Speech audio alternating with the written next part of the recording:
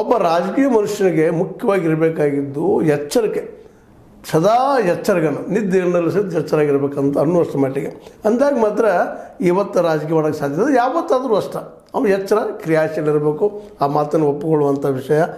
ನಾವು ಹುಷಾರಾಗಿ ಬಿಗಿಯಾಗಿರಬೇಕು. ರಾಜಣ್ಣ ವಜಾ ಹೈಕಮಾಂಡ್ ನಿರ್ಧಾರ, ಇದರಲ್ಲಿ ಯಾರ್ದೇನೂ ಇಲ್ಲ, ಯಾರ್ದು ಮಾತು ನಡೆಯೋದಿಲ್ಲ ಅನ್ನೋ ಸೂಕ್ಷ್ಮವಾಗಿ ಇವರಿಲ್ಲೇ ಯಾವ ಷಡ್ಯಂತ್ರ ಇಲ್ಲ ಅನ್ನುವಂಥ ಮಾತು ಹೇಳ್ತಾ ಇದ್ದಾರೇನೋ, ಇದು ಅವ್ರಿಗೆ ಬಿಟ್ಟಂಥ ವಿಷಯ.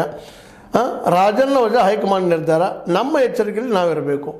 ಅಂದ್ರೆ ನಮಗೆ ನಾವು ಎಚ್ಚರಿಕೆ ವಹಿಸಬೇಕು, ನಮ್ಮನ್ನು ರಕ್ಷಣೆ ಮಾಡ್ಕೋಬೇಕು, ಇನ್ನೊಬ್ಬರು ಬಂದು ನಮ್ಮ ರಕ್ಷಣೆ ಮಾಡೋದಿಲ್ಲ ಅಂತ ಒಂದು ಅಂತಿಮ ಸತ್ಯವನ್ನು ಇಲ್ಲಿ ಮಾತಾಡಿದ್ದಾರೆ. ಹೌದು, ನಮಗೆ ನಾವು ಕಾಳಜಿ ಮಾಡ್ಕೋಬೇಕು ಅಂತ, ಇನ್ನೊಬ್ರು ಯಾಕೆ ಕಾಳಜಿ ಮಾಡ್ತಾರೆ ಅನ್ನುವಂಥ ಒಂದು ವಾಸ್ತವ ಸತ್ಯವನ್ನು ಮಾತಾಡಿದ್ದಾರೆ. ಮತ್ತು ಅದಕ್ಕೆ ಸ್ವತಃ ರಾಜಣ್ಣ ಕಾರಣ ಅನ್ನುವಂಗೂ ಸಹಿತಲ್ಲೇ ಒಂದಿಷ್ಟು ಧ್ವನಿತ ಆಗ್ತದೆ ಧ್ವನಿಯಲ್ಲೇ. ಆಗ ಈ ರೀತಿ ಆಗುವುದಿಲ್ಲ, ಪಕ್ಷದ ನಿರ್ಧಾರದ ವಿರುದ್ಧ ಹೋಗಲು ಆಗುವುದಿಲ್ಲವೆಂದು ಮುಖ್ಯಮಂತ್ರಿ ಕೂಡ ಹೇಳಿದ್ದಾರೆ. ಇಲ್ಲೂ ಜಾಂತನ ಮಾಡಿದ್ದಾರೆ ಸತೀಶ್ ಅವರು.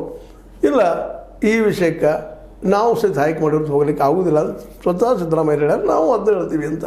ಇದರಿಂದಾಗಿ ಏನಾಗಿಬಿಡುತ್ತಪ್ಪ ಅಂತಂದ್ರೆ ಸಹಜವಾಗಿ ನಮ್ಮ ರಾಜಣ್ಣವರು ಮತ್ತೊಮ್ಮೆ ನಮ್ಮ ತಮ್ಮ ಒಂದು ನಿರ್ಧಾರ ಏನಾದರೂ ಬಿ ಜೆ ಪಿಗೆ ಹೋಗ್ಬೇಕಂತ ವಿಚಾರ ಮಾಡಿದ್ದಾರೆ, ಮತ್ತೇನು ಮಾಡಿದರೆ ಅದ್ರ ಬಗ್ಗೆ ಎಚ್ಚರ ವಹಿಸಬೇಕಾಗಿದೆ. ಮತ್ತು ಆಲ್ರೆಡಿ ಸಿದ್ದರಾಮಯ್ಯನವರಂತೆ ಸಾಕಷ್ಟು ಅವ್ರು ಉಳಿಸ್ಕೊಳಿಸ್ಲಿಕ್ಕೆ ಪ್ರಯತ್ನ ಮಾಡಿದ್ದಾರೆ, ಅದರಲ್ಲಂತೂ ಎರಡು ಮಾತಿಲ್ಲ. ಯಾಕಂದ್ರೆ ನಿರಂತರ ಅವ್ರು ಬೆಂಬಲಿತಂಥವ್ರು ರಾಜಣ್ಣವರು. ಅದಕ್ಕಾಗಿ ಅವರು ಈಗ ಅವ್ರ ಮಗನನ್ನು ಆದ ಸ್ಥಾನಕ್ಕೆ ಕ್ಯಾಬಿನೆಟ್ ತರಬೇಕು ಅಂದ್ರೆ ಅವ್ರಿಗೆ MLC ಇದ್ದಾರೆ, ಅವ್ರನ್ನ ತಗೊಳ್ಬೇಕು ಅನ್ನೋಂಥದ್ದು ಏನೋ ಪ್ರಯತ್ನ ನಡೆಸಿದ್ದಾರೆ. ಅದು ಮೋಸ್ಟ್ಲಿ ಯಶಸ್ವಿ ಆಗುವ ಸಾಧ್ಯತೆಗಳು ಇದ್ದಾವೆ. ಅದನ್ನು ಮೋಸ್ಟ್ಲಿ ಯಾರು ಅಲ್ಲಿಗೆ ಎಳೀಲಿಕ್ಕಿಲ್ಲ ಅಂತ ಅನಿಸ್ತದೆ. ಯಾಕಂದರೆ ಪಾರ್ಟಿಯಲ್ಲಿ ಒಂದು ಸಿದ್ದರಾಮಯ್ಯ ತಮ್ಮ ಶಕ್ತಿಯನ್ನು ಉಳಿಸ್ಕೋಬೇಕಾಗ್ಯದ, ಜೊತೆಗೆ ಒಬ್ಬ ಅತ್ಯಂತ ಆತ್ಮೀಯ ತಮ್ಮ ಹೋಗ್ಬೇಕಾಗ್ಯದ.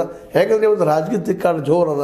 ಅದಕ್ಕೆ ಈಗಾಗಲೇ ಸತೀಶ್ ಅವ್ರು ಹೇಳಿದಂಗೆ ಹುಷಾರಾಗಿರಬೇಕು ಯಾವುದಕ್ಕಾದರೂ ಅನ್ನುವಂಥ ಮಾತನ್ನು.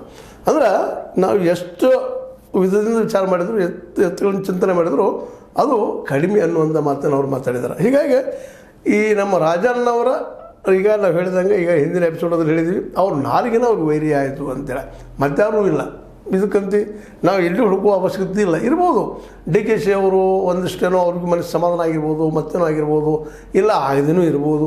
ಯಾಕೆಂದರೆ ರಾಜಕೀಯದಲ್ಲಿ ದ್ವೇಷ ಅನ್ನೋಂಥ ಮಾತಿದೆ ಹೇಳಿದರು. ಅದಕ್ಕಿಂತ ಸ್ಪರ್ಧೆ ಅನ್ನೋ ಶಬ್ದ